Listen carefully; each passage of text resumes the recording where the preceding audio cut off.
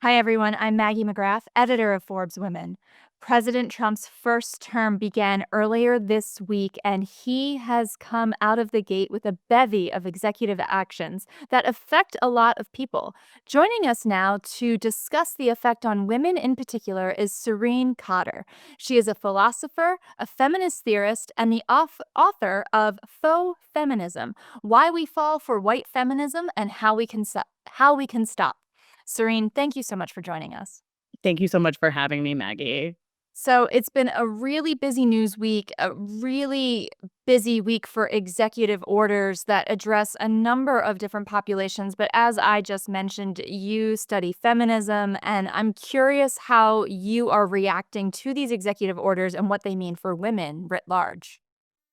I think that the executive orders that we've seen in the last week have been an absolute disaster for women. And I think one of the lessons we can see is the way that targeting vulnerable groups of people, including vulnerable groups of women, can become an issue that all women should care about, and how sometimes more vulnerable groups of women can really be like the canaries in the mine. And I think we see that, for example, around the attacks on transgender people and on transgender women in particular that have been put into place in the last week. We know, for example, that they will affect women who are trans and in prison, or who have changed their identity on a passport or identity document first. But I think it's really important for women to understand, women of all kinds, that there are attacks on all women embedded into these executive orders. One of them, for example, is that the anti-trans executive orders have language in them about the sex of a person at conception. um, First of all, that phrasing is at odds with the scientific consensus for talking about sex. But I think more importantly, for effects on all women, I think we know that when the right embeds language about conception into any bill, that part of the end game of that bill is abortion rights and access for everyone. So I think we need to be aware that this anti-trans action is also potentially an anti-abortion action. Also, all of these attempts to exclude trans people from services, and trans women in particular from services, actually expose all women to various forms of surveillance and abuse. When you think about how anybody's going to enforce bills or enforce executive orders that ask us to determine what the sex of a person at conception is, whatever that even means, the reality is that people are going to look at people's outward gender presentation, and test whether people look feminine enough to be real women. This is something that exposes all of us to abuse and assault. And this is just one of many of the ways that these executive orders targeting vulnerable people really affect women. Another is, for example, the attack on birthright citizenship. There was an article in the New York Times this week that spoke to the ways that women who are pregnant now, undocumented women, are facing the worry about whether their children will have health insurance when they are born, whether they'll be citizens of the United States when they're born. Again, these are attacks on all women because they're surveillance of women's bodies, but also because attacks on health insurance for children and programs for children are another thing that Project 2025 and the Trump administration have made a priority. Project 2025 proposes eliminating Head Start, for example, when we know that women and families across the board are in a childcare crisis. So I think a really important thing to understand from this bevy of executive orders is that they might seem like they're only targeted at vulnerable people among us, but make no mistake about it, they're attacks on women across the board.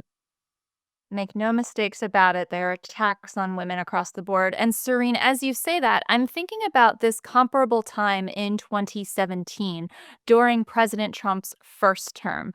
That was a week in which we saw the Women's March in DC, but also around the country, around the world. I remember the pink pussy hats that you would see walking around. That moment feels very different than this one. And I'm wondering if you can talk about, from your perspective, how this moment feels, especially because I know that you participated in the People's March just last week. Yeah, I think one really important difference is that the Women's March in 2017 really organized a lot of women who had not been politically active before. That enormous uprising really came out of a Facebook post from a white grandmother in Hawaii who one day was just like, the normalization of misogyny that Trump embodies is something that we have to do something about. And she simply posted, I think we should march. And it was such an important galvanizing moment that hundreds of thousands of people all around the world took to the streets. One difference I think we see this year, though, is that that march was actually successful in many cases in organizing people who had not been part of a movement, who had never run for office, who weren't involved in organizations, into actually joining organizations. So I don't think people should assume that the absence of a gigantic march this time means a lack of interest and resistance. What I like to hope it means, and I think there's some academic evidence for, is that that march actually successfully pushed a lot of people into joining more long-term, durable forms of organizing. And I think we will, once we start seeing more and more action from the Trump administration, I think we will also start seeing continuations of grassroots uprisings that are already in progress and have been in progress for several years. I think one of the biggest changes we've seen since 2017 is that critics of conservatism and defenders of women's rights are much more organized than they were before 2016. Critics of women's rights are more. Oh, sorry, I meant supporters. That was my mistake. Critics of the Trump administration, supporters of women's rights. I mean, critics of women's rights are also much more mobilized than they were in 2000. I was gonna say, I mean, we've seen studies through ForbesWomen that happen on an international level, right? A survey of G7 countries polling public opinion about, do you feel comfortable with female leaders? And those numbers have been on the decline in recent years. And that's 2024, 2023, 2022. So 5, 6, and 7 years after 2017. So it does feel like, from the data, there's been this pullback in political support, public support, whatever sector you're looking at, for women's advancement. Yeah, I think I would think about it a little bit differently, and I would use the word backlash instead of pullback. Um, and I think backlash means supporters of women's rights, supporters of Black Lives Matter, supporters of the rights of people of color, critics of economic inequality. I think these groups of people have all kind of steadily been building power across at least across the last 10, 15 years. But I think what we see when that happens, when this group of people builds power, is that there's a backlash. And so I don't think that so I think it's also true. You're right. Like, there is decline in support for women's rights among some groups of people. I think one of the ones that is most notable is Gen Z men. Um, and even you see the dynamic of backlash so strongly in the data about Gen Z, because you see women in that generation being more progressive than they have ever been, and men in that generation for the first time being less progressive than their female cohorts. And the older you kind of get up the age stream in the demographic data, you see that among the oldest voters, support for women's rights is pretty equal across genders. And then into the youngest social strata, that's where you start seeing much more of a division. But I think part of the value of thinking about backlash is that backlash means, in a certain sense, that supporters of women's rights in the big picture are winning and have been winning. Uh, they have been successful enough that this has become a wedge public issue that emboldens the opposition. But I don't think that we should let the last election serve as a referendum on the success of women's rights in this country. I think this is one moment in the battle. And if anything, what it really shows is that supporters of women's rights and other progressive issues got enough power that there was a reaction. Now, as you're talking, I'm thinking about your focus on intersectionality and kind of in conversation with data we've seen from the corporate world, from the entrepreneurial world, which is that business results tend to be better. Bottom lines tend to be more resilient, grow faster, higher revenue when executive leadership and boards are more representative of the world in which the company operates. So I'm wondering, as you're looking at the data around Gen Z writ large and you're seeing that divide between men and women, is there a message, an intersectional message for men about why equality or diversity, equity, and inclusion can actually help that group? I think you already started to say part of it, and it is sort of as bell hooks famously put it, that feminism is for everyone. Once we can get to a world where we have genuine equity, gender equity and equity among people of all racial and economic groups too, I think we get to a world that's more just and better for everyone. You've said that we see that in better bottom lines. I think that's true. I think we see it in scientific environments, in having better and more robust and more interesting scientific discoveries when we have diverse scientists.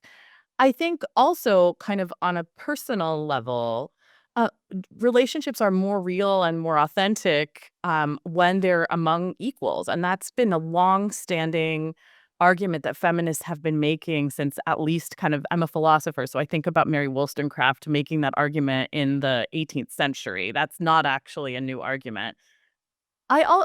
In my last book, I talk about the example of a school in India called the Purna School for Girls, which eventually branched out and created the Purna School for Boys. And that was a school that was created by Urvashi Sani, who identifies as like a radical feminist educator. And originally, she had started this school um, for poor children of the Dalit castes in India, and she had focused on girls. And then one of the things that came out of it after several years was the parents and the families saying, "But what about our boys?" And so they realized, well, part of what feminism has to be about is changing men.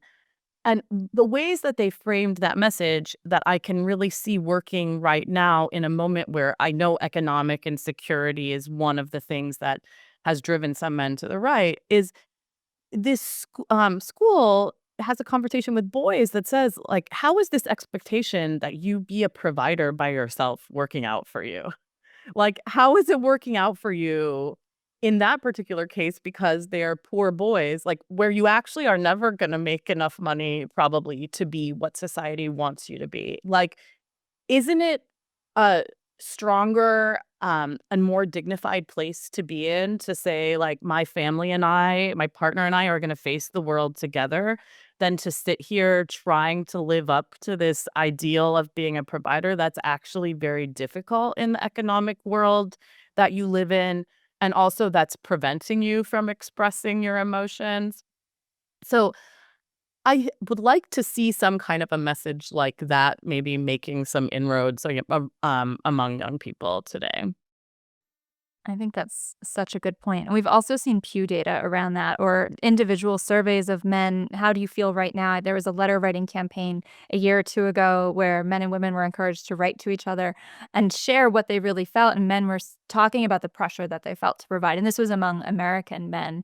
But perhaps more authentic conversation on both sides would help foster meaningful change. And on the subject of fighting for change, I'm wondering from an academic perspective and from your research perspective, we're sitting at the beginning of an administration where there's usually a lot of energy on all sides, right? The incoming administration has ideas and policies and Senate confirmable heads of cabinets, cabinet secretaries, rather. There's a lot to do at the beginning of an administration for the incoming administration and then for those who feel opposite to the administration, usually a lot of energy there. But what does your research say about that energy dying down on either side? And if so, how does it continue? Yeah. So first, just on the point about kind of cabinet appointees, I think it's really important for us to realize that against the message of gender equality is once again, as we've often seen with Trump, a normalization of misogyny at the high levels. So he has continued to appoint people to high level cabinet positions who have been accused of abuse of women, assault of women, harassment of women, as he himself has been. We know, for example, that just this week we have the story of Pete Hegseth and his sister-in-law saying that his wife feared for her safety during their marriage. And also the report that he paid $50,000 to a woman who had accused him of sexual assault. Now, to the broader question of what kind of activity we should engage in when these things are going on, I think what a lot of women realize now after the Women's March in 2016, because we've been dealing with this upsurge in misogyny and the normalization of it for the last 8 years, is that this is a marathon and not a sprint. And so I think there's a lot of energy right now into opposing the cabinet positions, as there should be. And um, or the cabinet confirmations, as there should be. But I think the bigger message about how to move forward is that people need to be organizing in organizations, right? And it almost, in a certain sense, doesn't even matter what those are. And I think that's one of the lessons from the original Women's March is you saw women leave and join all different kinds of organizations. Some of them ran for office afterwards. Some of them ran for their local school board. Some of them joined chapter-based organizations, ranging from things like National Organization for Women to Democratic Socialists of America. Like, there's all different kinds of local organizations. People joined Planned Parenthood, gave money to Planned Parenthood. These There are a variety of different fronts that people can organize in, and I think one of the big takeaways from the last Women's March is that people need to and have been joining these longer term organizations. And so if someone were going to ask me for advice about what to do now, I would say join an organization. It almost doesn't matter which one, as long as it's an organization that's pro women and aligned with your values, because once you're organized, it's much easier for you to have a voice to do something. You will know what to do instead of when you hear about something bad happening in politics, and not just be, as many of us are, and I have even found myself doing on the internet, wringing your hands saying, I'm very angry about what's happening now. What can I do? The news in general is overwhelming. When you consider the wildfires in California, the political news, it feels like a deluge. And a conversation with some folks earlier today, someone said, I feel like I got run over by a truck. And I think that's true for anyone who's closely following this landscape. But I'm curious for you. You published your book, Faux Feminism, in the fall 2024. What is your primary research question right now, or how are you looking at the next few months?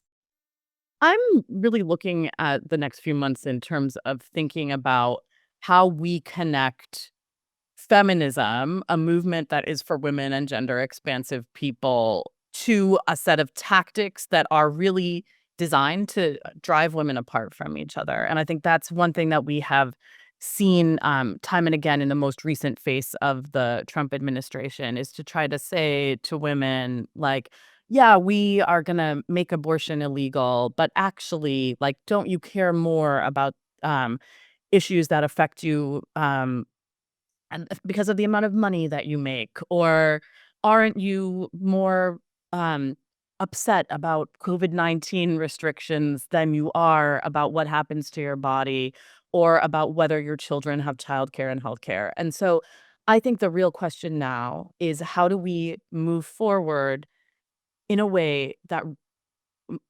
mobilizes women together, but recognizes that attacks on women don't always initially have the face of attacks on all women. Like, attacks on undocumented women, for example, that try to separate them from their children.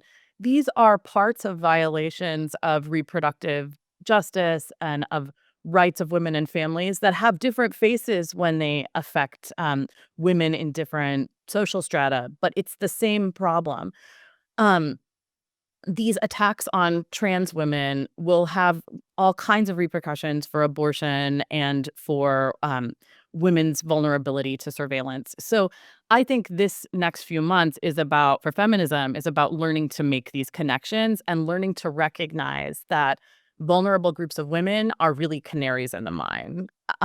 The If there's one thing we've learned from Trump over the last 8 years, it's that normalization of mistreatment of groups of people is kind of his expertise. And if we look back 8 years ago, there are things that are happening now, things that people say and do in public that would never have been like acceptable 8 years ago. And so I'm bringing that up to say that these attacks on vulnerable people are also parts of that strategy of normalization. If you find vulnerable people and make taking away their basic rights okay, then it starts to make it seem like taking the rights of women across the board are away. And I think this is, I'm saying this is something of research interest for me, but this has been really one of the central insights of the Black feminist tradition across generations. I think often of a wonderful short essay by Johnny Tillman, who was the founder of the National Welfare Rights Organization. And in the 70s, she wrote an article in Ms. Magazine called "Why Welfare is a Women's Issue." And what she said in that article is society needs women on welfare to show what will happen to any woman if she steps out of line, tries to go it without a man. And I think that's the kind of message we need to remember now, is that vulnerable women are the canaries in the mine. Solidarity in this moment means recognizing that attacks on vulnerable groups of women are attacks on all of us.